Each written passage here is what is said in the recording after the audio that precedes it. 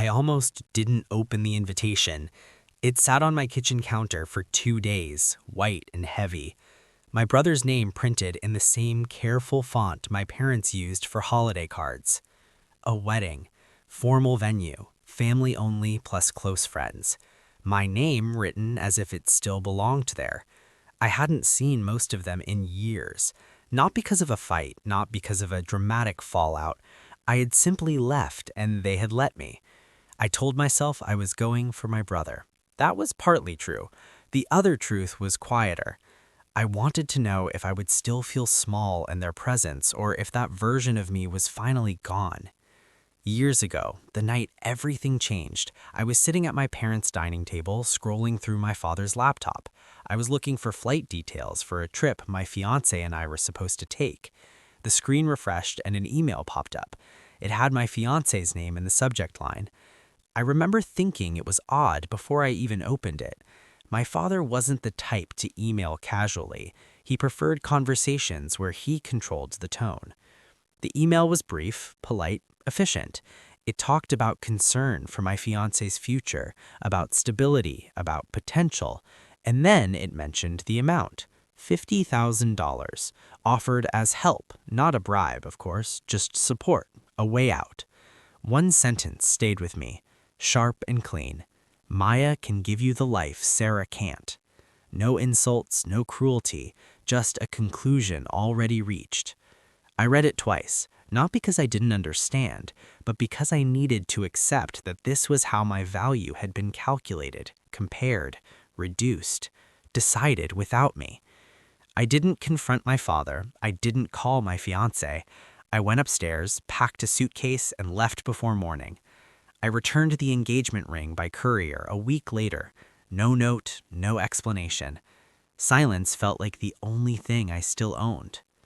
The first years on my own weren't inspiring. They were exhausting. I took a job that paid just enough to keep me afloat and another that paid an experience. I shared apartments with strangers. I learned how to say yes to everything without sounding desperate. There were nights I wondered if leaving without a word had been weakness, if staying and fighting would have proven something. But every time I imagined explaining myself to people who had already decided my worth, my chest tightened. Distance became my answer.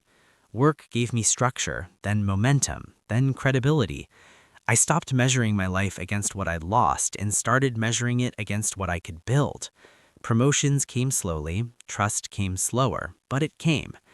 I didn't update my family, not to punish them, I just didn't need their permission anymore. When the wedding invitation arrived, it felt less like an olive branch and more like a test I hadn't asked to take. The venue was elegant in a way meant to signal success. As soon as I walked in, I felt eyes adjust, polite recognition followed by quick assessments. Who is she now? What happened to her? My father hugged me like nothing had ever broken.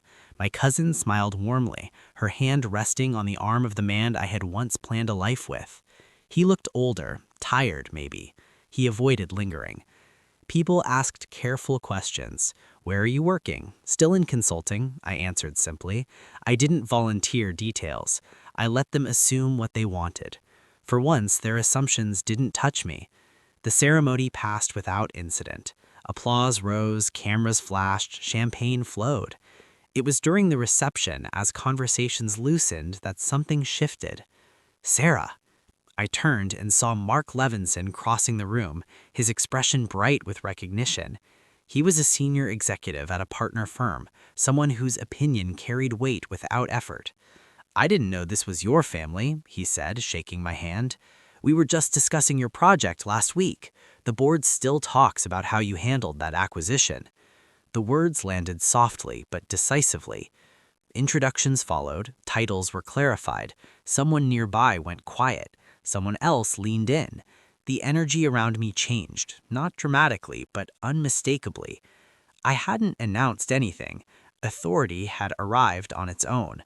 My father watched from across the room, not angry, not proud, just unsettled, like someone realizing the story they believed was incomplete. Later, near the terrace, he stood beside me. You seem established, he said. I am, I replied. He nodded once. No apology came, no explanation. Maybe he didn't have one that still worked. When I left the wedding early, no one stopped me. Outside, the air was cool and steady. I felt no urge to look back. I understood then that reclaiming your worth doesn't require revenge or validation. Sometimes it looks like quiet competence recognized without you asking. Some relationships don't end with closure, they end with distance that finally makes sense.